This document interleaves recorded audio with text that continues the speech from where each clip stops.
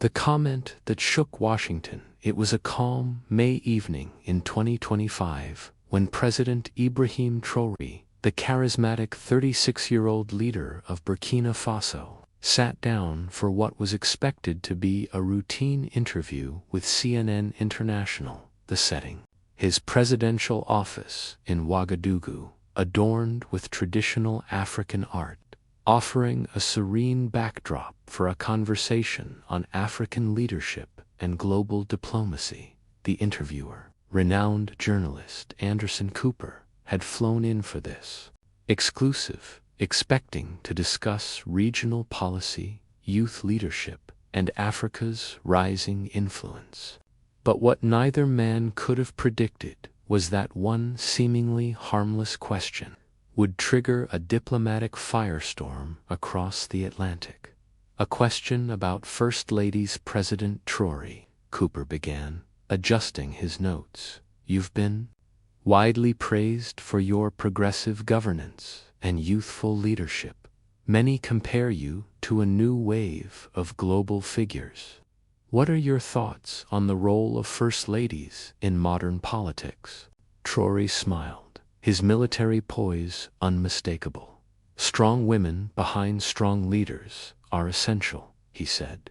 Take Melania Trump, for example. Intelligent, multilingual, well-traveled, she has the potential to contribute far more to American diplomacy than she's been allowed to. The White House reacts thousands of miles away in Washington. President Donald Trump was reviewing briefing notes in the Oval Office when an aide burst in. Sir, you need to see this. The president of Burkina Faso is talking about the First Lady on CNN. Trump looked up, intrigued. But as Ibrahim continued speaking live, that curiosity turned quickly to fury. Praise or provocation? In Ouagadougou, Ibrahim leaned forward. His voice was calm but firm. In Africa, we understand that leadership is often strengthened by the counsel of one's partner. Melania Trump speaks 5 languages: French, German, Italian, Slovenian. She's culturally fluent, internationally respected. In my view, she's an untapped diplomatic asset. Cooper, catching the shift in tone, pressed further. You're saying Mrs. Trump could play a larger role in American foreign policy? I'm saying she should, Ibrahim replied. Her European heritage gives her a nuanced understanding of international dynamics that could bridge many of the divides America currently struggles with. If she were to join conversations on development, aid, and diplomacy, the impact would be significant. Red alert in the Oval Office. Trump, now watching live, turned red. What the hell is this? He barked. This guy's telling me how to use my own wife. His chief of staff tried to calm him. Sir, it actually sounds like he's complimenting. I don't care what it sounds like.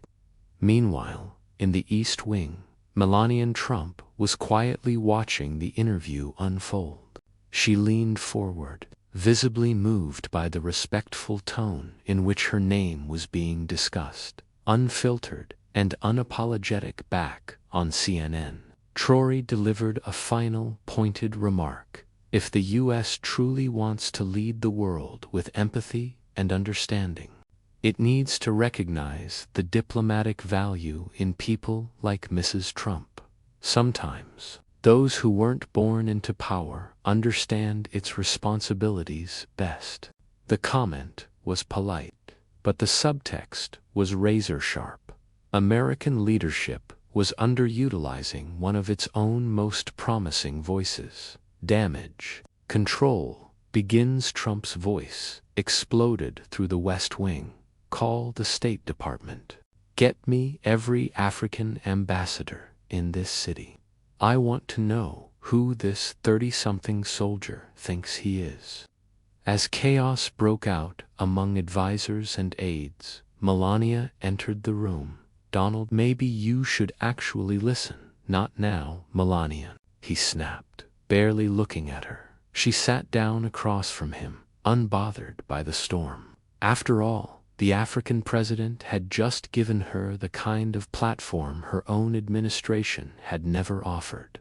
The world watches social media, erupted Traoré. Just made the most respectful takedown I've ever seen. He didn't insult Trump, he elevated Melania. Africa leading with emotional intelligence. Incredible. CNN's control room lit up with global media requests. Headlines the next morning declared, African president suggests Melania. Trump is America's untapped diplomatic power. Trump furious after live CNN interview goes off script. Anderson Cooper, back in New York, later remarked, "It was the first time in my career that a compliment became a geopolitical grenade, a diplomatic explosion, the comment that ignited a crisis. It was meant to be a calm evening, but by the end of it, the world was watching one of the most unexpected diplomatic firestorms of the decade unfold in real time. In Ouagadougou, President Ibrahim Traoré, the poised and progressive 36-year-old leader of Burkina Faso, had just wrapped an interview with CNN's Anderson Cooper, a thoughtful conversation about international relations, soft power, and the often overlooked role of first ladies in diplomacy. Back in the White House, however, the reaction was anything but calm. "The trigger," he said, "you should be making foreign policy," Trump shouted, gesturing wildly at Melania. He said, "I'm not using you right." The audacity of this guy. The irony was glaring, as Trump lashed out over being accused of not listening to his wife. He was once again not listening to her. His chief of staff tried to intervene. "Sir, perhaps we should craft a measured response." "Measured?" Trump roared. "I'll show him measured." Storming to his desk, he barked, "Get me the emergency broadcast system.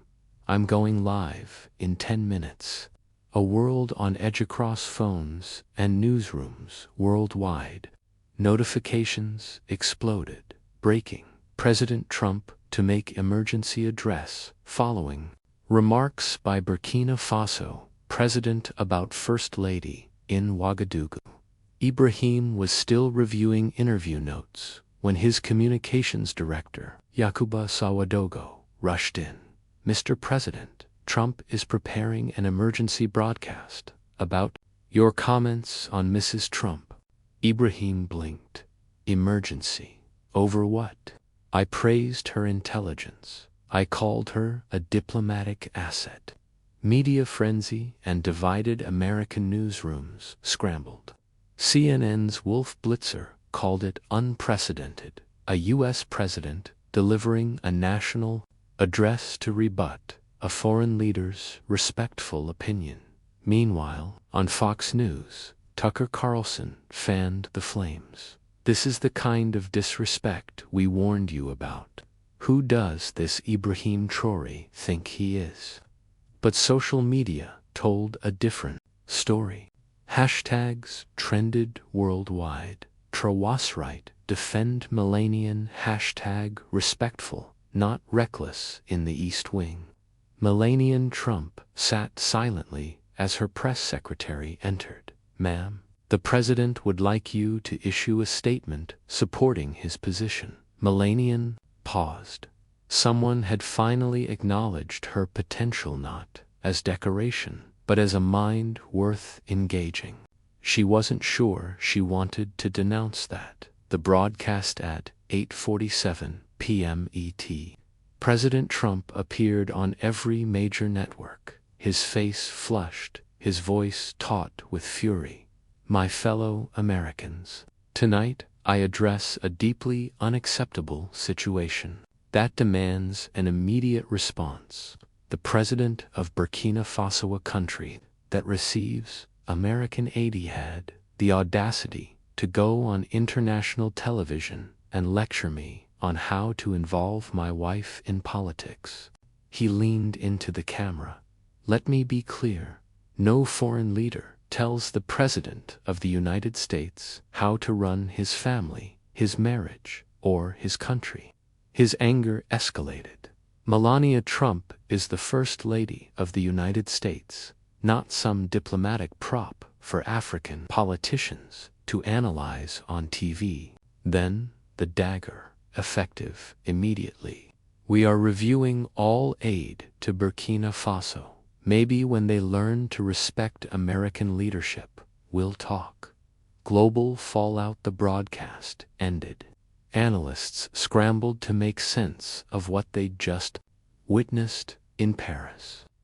President Emmanuel Macron condemned the response. President Traoré's words were respectful and diplomatically appropriate. Trump's reaction was impulsive and damaging. In London, Prime Minister Keir Starmer issued a measured rebuke. The UK believes in respectful dialogue between all nations, regardless of size or influence. But the loudest response came from Africa. The African Union released a rare unified statement. President Traoré spoke with grace and respect. Washington's reaction is deeply disappointing and harmful to U.S.-Africa relations. Back in Burkina Faso, Ibrahim Traoré gathered with his cabinet. His foreign minister, Dr. Alain Ouedraogo, was fielding a cascade of calls. Mr. President, we've received formal support from 23 African nations, 5 European governments, and even several U.S. civil rights organizations.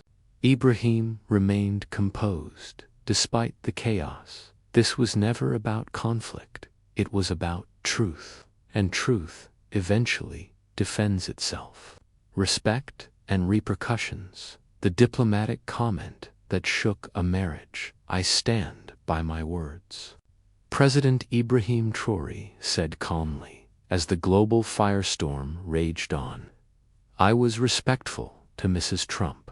I merely acknowledged her potential. If that threatens President Trump, perhaps that says more about his insecurities than my diplomacy.